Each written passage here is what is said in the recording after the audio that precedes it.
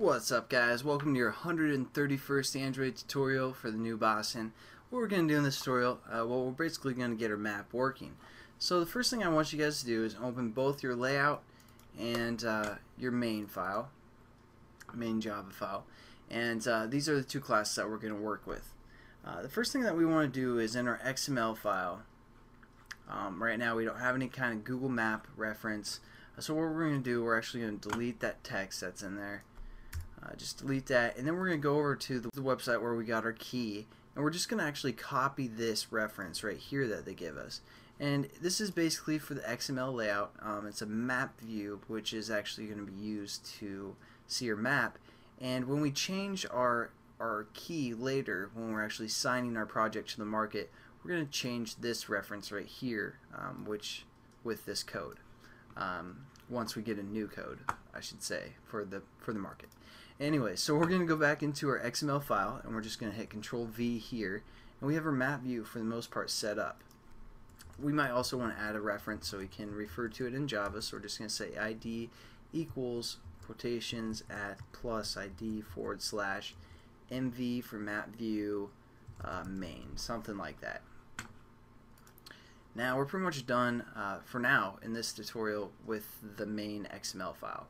The next thing that we want to do is we want to set up a reference and also set up this Java class. And the only thing that we're going to pretty much change is it's not called an activity anymore. It's actually going to be a map activity. So you guys want to make sure you change that, otherwise it's not going to work. And then we just have to import that and implement the method from the map activity. And we're pretty much good to go. Again, it won't work if you have the activity. We need a map activity. So that's pretty much the key point for this tutorial. And then we're also just going to go into our imports and delete the activity one because we no longer need that since we're working with map activity.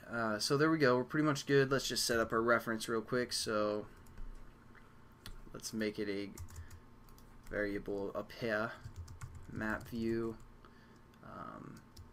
map, we're going to call it, and import map view. Nothing new again for the most part here, but we're just setting up all the good stuff. View by ID.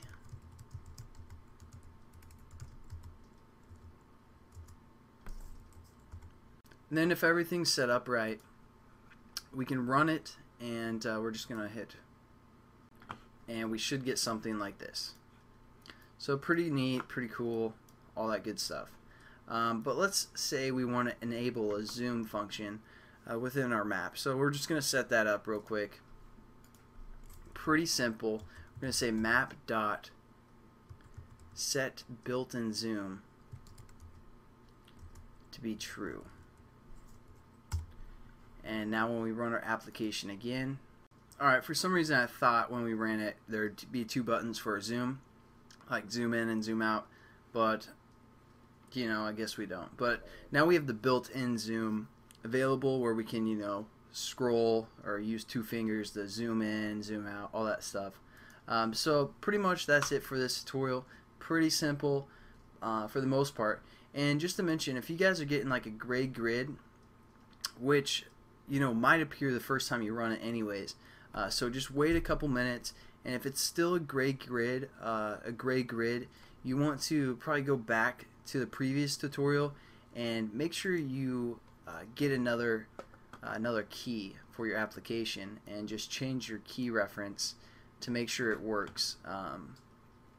Maybe you typed one letter in wrong when we were trying to get our key or certificate for the fingerprint. So just make sure you go back, type it in, and do it that way, and hopefully I'll get rid of the gray grid that you guys might be having. So thanks again for watching, guys, and I'll see you in the next tutorial where we're going to do some more map crap. So see you later.